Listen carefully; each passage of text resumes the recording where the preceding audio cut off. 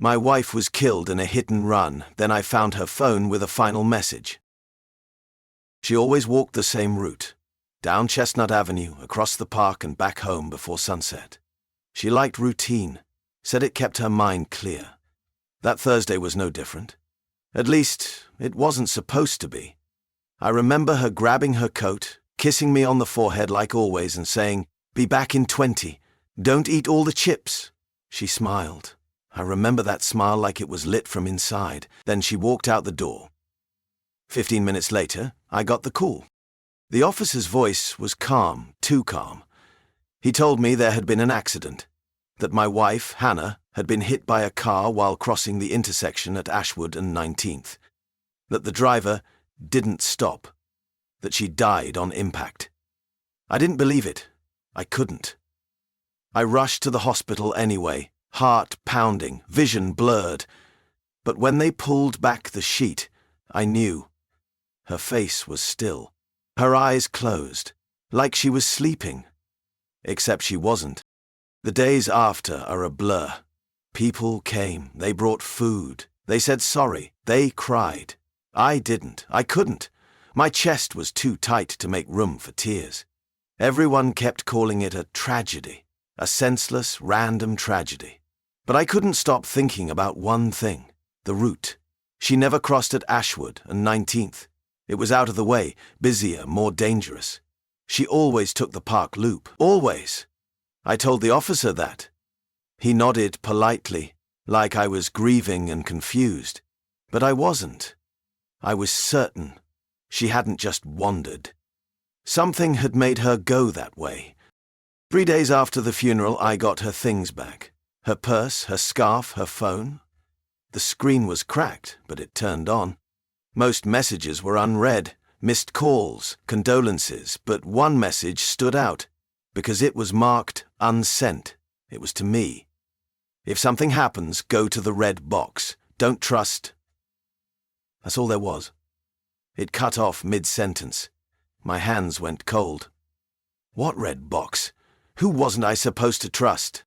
I stared at the screen until it went black again. Then I tried to open her notes, her camera roll, anything that could explain, but suddenly everything was password locked. She never used a password.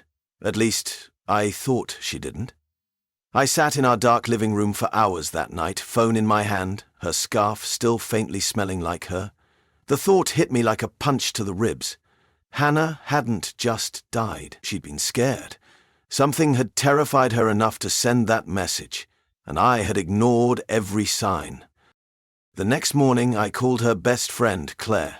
I asked if she knew anything, about the red box, about Hannah acting strange. Claire hesitated. She mentioned something a week ago, she said. Said she saw someone watching her, thought maybe she was being followed.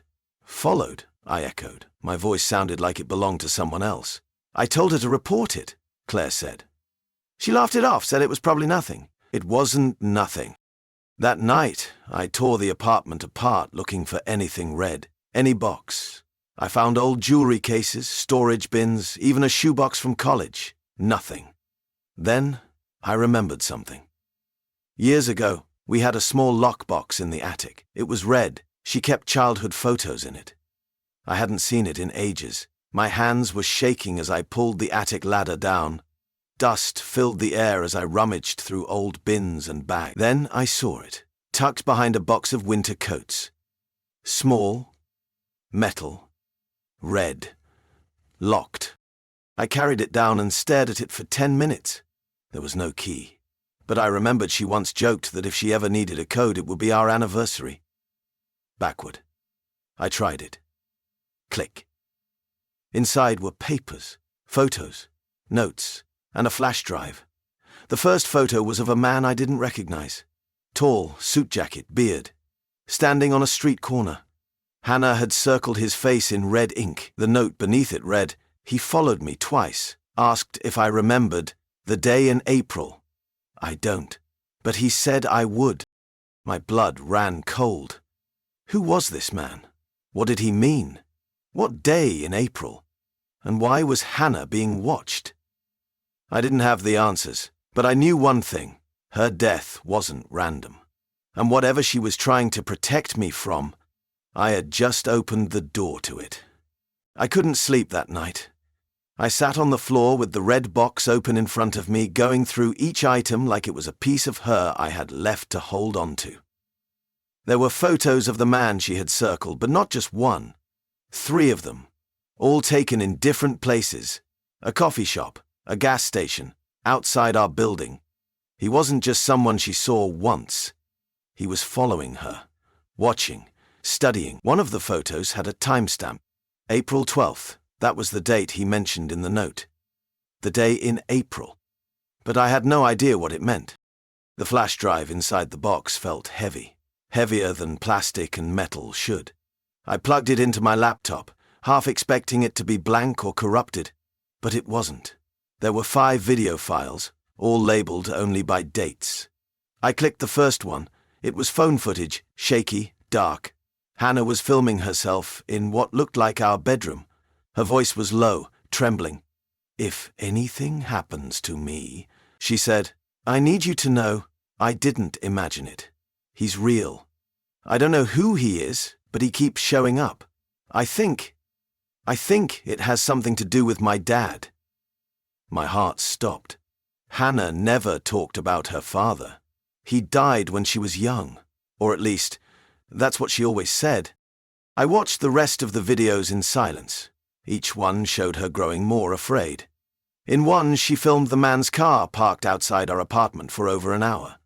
In another, she described receiving a phone call where no one spoke, but the sound of her childhood home's wind chimes could be heard in the background. I knew those chimes. I'd heard them once in an old VHS from her family.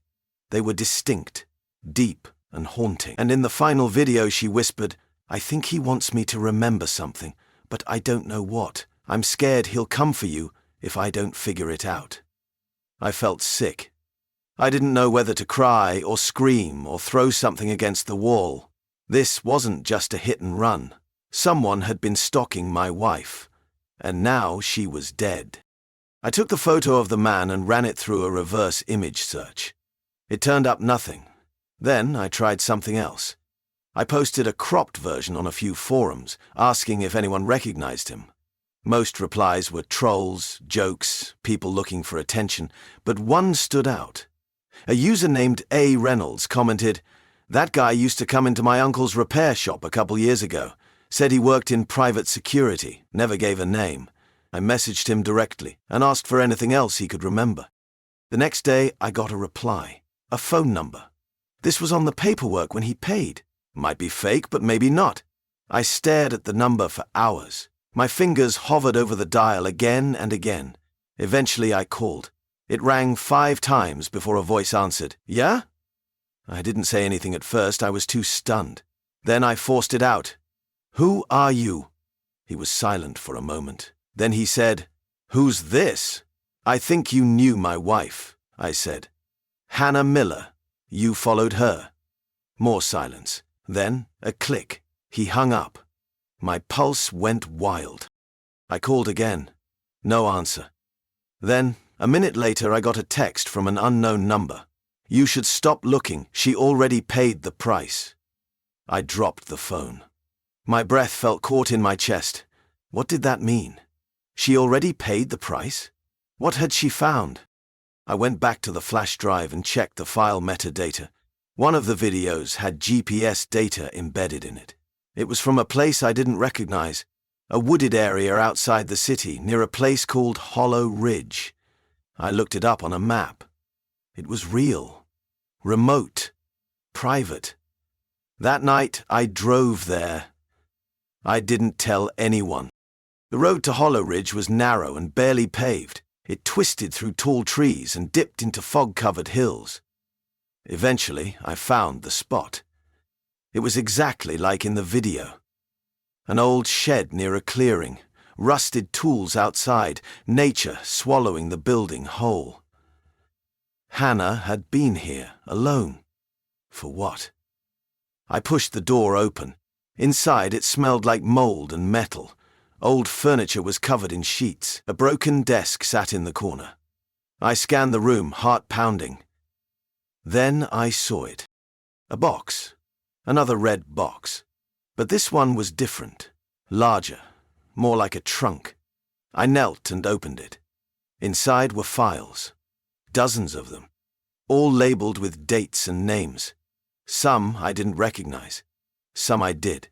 Hannah's name was on one, so was her father's, and someone else's, Benjamin Carter. A photo was paperclipped to the file. It was the man from the pictures. On the back, written in Hannah's handwriting, were 4 words. He lied to everyone. I drove home from Hollow Ridge with the trunk box in the passenger seat, staring at it every time I hit a red light like it might open on its own. I couldn't stop replaying those 4 words in my mind. He lied to everyone.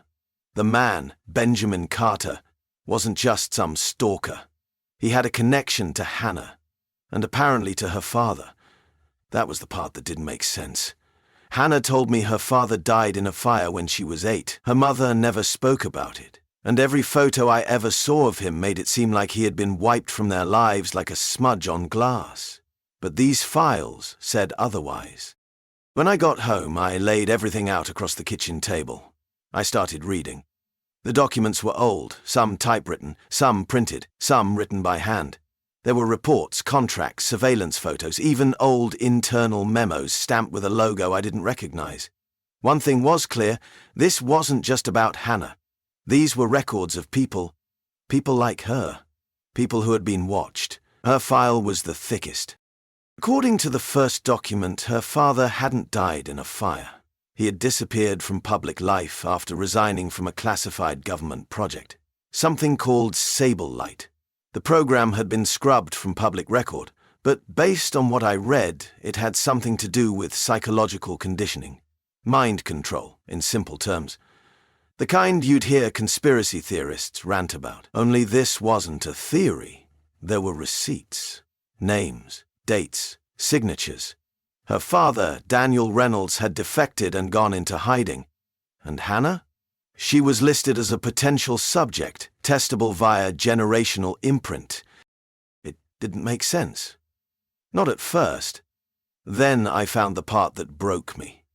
A letter, handwritten, from her father to someone named Benjamin Carter, dated 3 months before Hannah's death. If she starts remembering, stop her. She can't know. It's too dangerous, not just for her, for you, for everyone. She's more than a risk.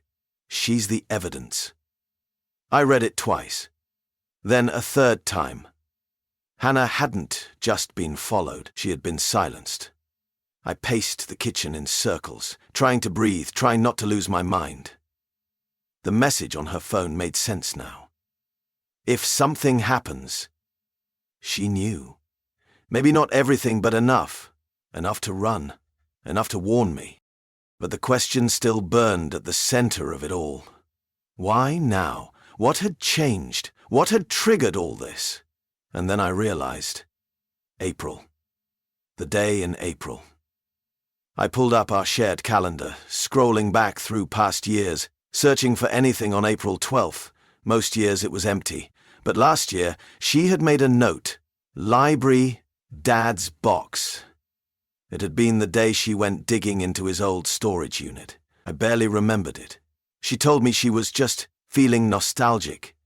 But that was the day everything must have started. That was the day she remembered something. And now, she was gone. I stared at my phone again. The number that had texted me. She already paid the price. I wasn't done. I called the number one last time. To my surprise, someone answered. "Stop calling me," the voice said. I didn't speak. I just let the silence hold for a moment. Then I said, "I've found the files. I know who you are, and I know what you did." There was a long pause, then, "You don't know anything." I could hear him breathing. "I know you followed her," I said. "I know you were scared she'd remember what her father did. And now I know what she died for. But here's what you don't know. She sent everything to a lawyer before she died. If anything happens to me, the whole thing goes public." It was a lie, but he didn't know that. He hung up. I haven't heard from him since. That was 2 months ago. Every day I wonder if they're still watching me. If my phone is bugged. If someone's sitting in a black SUV down the street waiting for me to make the wrong move. I live in fear, but I also live with purpose.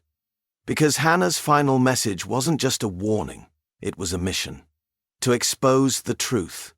To make sure her death wasn't the end of the story. So I kept her files. I made copies. I wrote everything down, and one day, when I'm sure I can't be silenced, I'll release them. She didn't die for nothing. She died so the world would know. And now that I know too, I'm not going away quietly.